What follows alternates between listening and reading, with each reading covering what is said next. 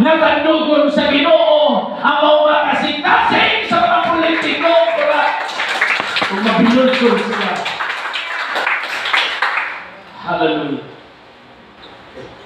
Amen. Praise the Lord.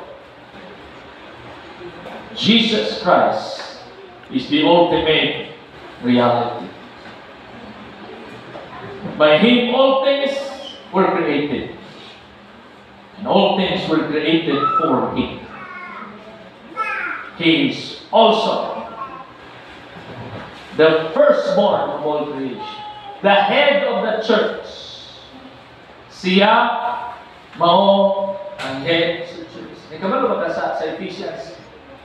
Kung sa significance niyon siya, Jesus is the head of the church. And the husband is the head of the house, the family. So, ang order sa Ginoo, church and family. Connected kanunay. Church and family. Grabe ang wisdom sa Ginoo to create a Christian family. Pamilya na mahadlokon sa Diyos. Pamilya na nangalagad sa Ginoo. Gusto na ko na imong tagaan karon og dakong importansya ang imong pamilya. Amen, boss. Samtang nag-isgot ko karon og family, think about your husband, your wife, your children. And think about even ang imong tibuok clan o mga kaparintihan. Tungod kay sa unahan, doon ay hagin na atong makita ang ating sunod. Next slide please. Si Jesus na tao gilubong, si Jesus na tao gipatay, gilubong, apan the ultimate reality, wala nagpabilin sa iyang kamatayon, pero sa iyang pagkabanhaw. Say amen. Jesus was resurrected after 3 days. The ultimate reality is Jesus is alive and sitting in the right hand of the Father. The resurrection is ultimate reality. Hindi mo katapan na resurrection is ultimate reality. Sige, pikpik kayo katapan pikas mas inatog na ina resurrection is ultimate reality. Tanaw na ako. Totoo ba ka? Nga kung mamatay ka, mabanhaw ka? Kinsay mo to din nga siya mabanhaw, taas ka mo. Ano nga uban di patasok ka mo? Sige, pabilin Ramos, yuta. Kabalo ba ka na ang pinaka-greatest power, the greatest power, no, or greatest miracle na nahitabo sa tibok kalibutan. Ang sama? Oo, ang pagkabanhaw ng Jesus. Wala lagi si Mamot eh. The resurrection of Jesus Christ is the greatest miracle or power. Mamot eh. Mamot. Wala dito. The greatest power. Mamot ba? The greatest miracle of all time Simba sa pan. Wala yung simbahan. is His resurrection. Hindi mo mas taas. Ang kamatayon, gipildi na sa Ginoo more than 2,000 years ago. Pinagi sa iyahang pagkabanhaw. Ano na po? O ang hinungdan nganong kita nga isuon mula hutay, bumadayon, magmalikon, magmadasigon, o mas magmaisugon sa pagwali sa atong mga gituuhan diha kang Kristo ano? Tungod kay atong Ginoo buhi. Kung isod manang nagwali dinha mga kaigsuonan nga magpakamatay pagani sa ilahang relihiyon. Kung isod mga Muslim sa ilang mga hiwig at tinuhan. Kung isog manang mga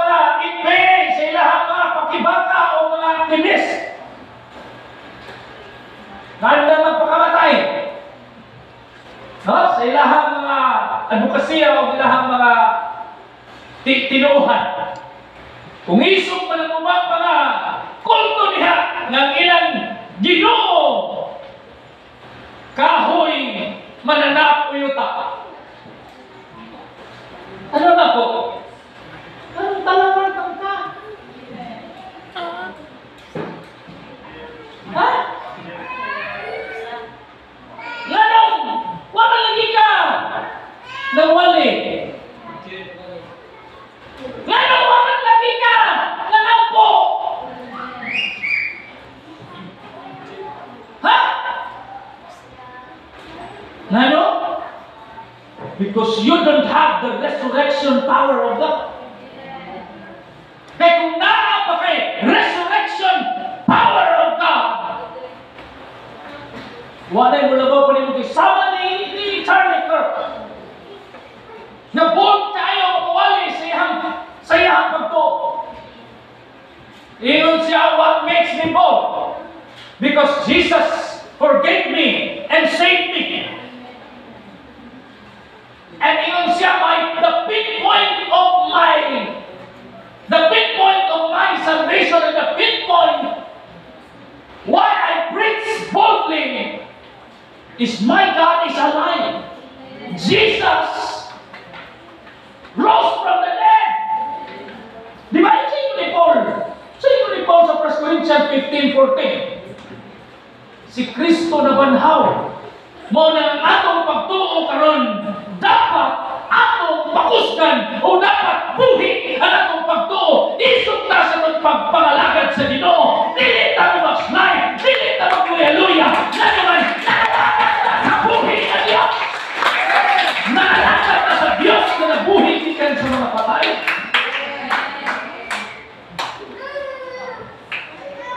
Mo na yung nakapalingon sa atong pagtuo, makapalingon sa atong pagtuo. Buhi ang atong Ginoo. Hindi mo katapan, hindi na nabanhaw si Jesus.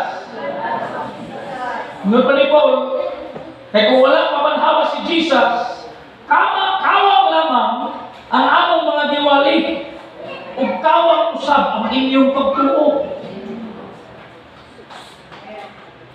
Pero anong dili kawang natong pagtuo? Buhi ang atong Diyos. Jesus is alive. He is risen. Wala na'y pinaka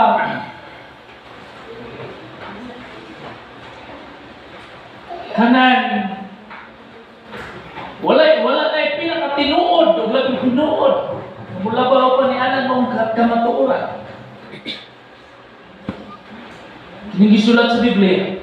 That's why I told you the Bible. Nadinig. Is the ultimate word or book. Hindi mo kalimutan. Dahil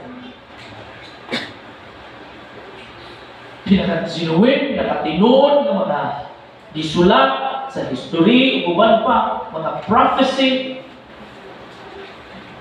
na nahitabo na is Bible. Muna yung pundasyon sa itong pagtuo.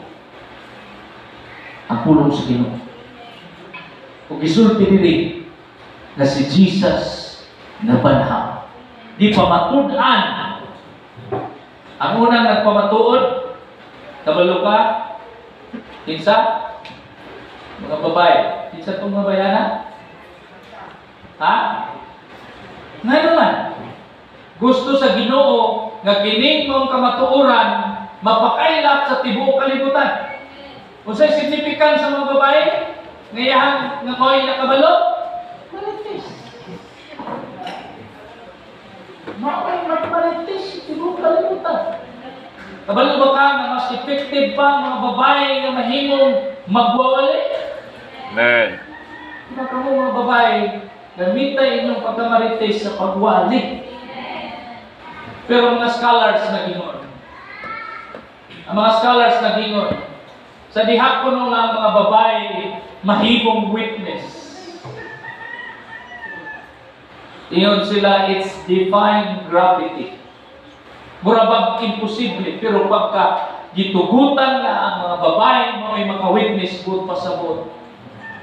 Ang Ginoo mga kaigsunan dili malimitahan.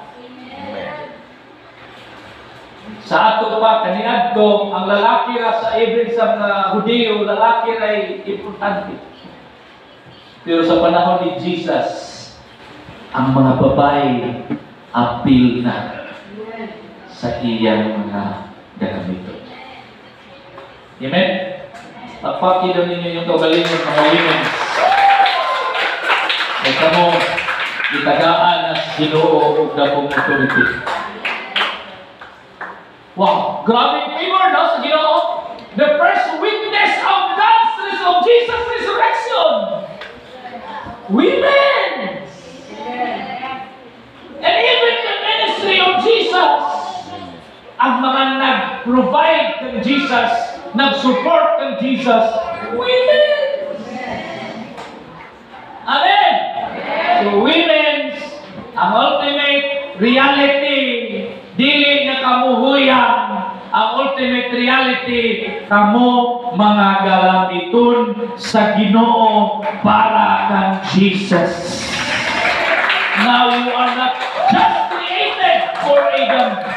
You are not just created for man. You are created for Jesus. So wala na yung mga babae na mahimong slave o ulipon sa lalaki. Thank you, Lord. So asa ang atuan kaligon sa pagtuo? Naasa resurrection ni Jesus. Naimutanan ni mo ganun. Abtik magkaika sa inyong simbahan. Ganun dasig magkaika. Ganun pag na-pledges. Amot mo dyan ka. Ha? Anong ingala man ka? Isa rin ito magdiha because I have the resurrection power of Jesus.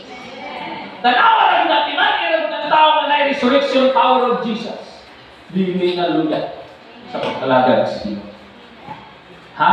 Dili mo na mapugnan sa pag-alagad sa Diyos in any way of service to God. Okay. Let's move on to the next slide. Hebrews 9:27. And John 5:28 to 29.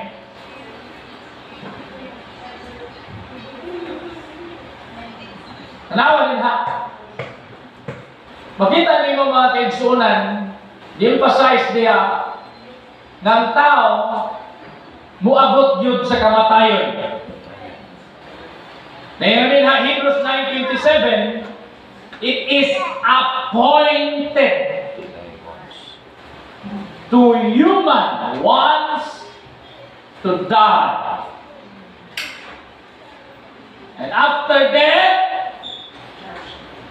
is the judgment. Sa ato pa di ay after death. Pero ang kamatayon, it's real. Amen. Kinsay mo tuod dili nga moatubang din siya sa kamatayon, taas na mo. Kaya ang tao bitaw nga moingon di na siya mamatay, buwag-buwag. Kaya ang tao moabot gyud sa kamatayon. Pag ang tao moingon nga di na siya mamatay, kulto na na. Kulto.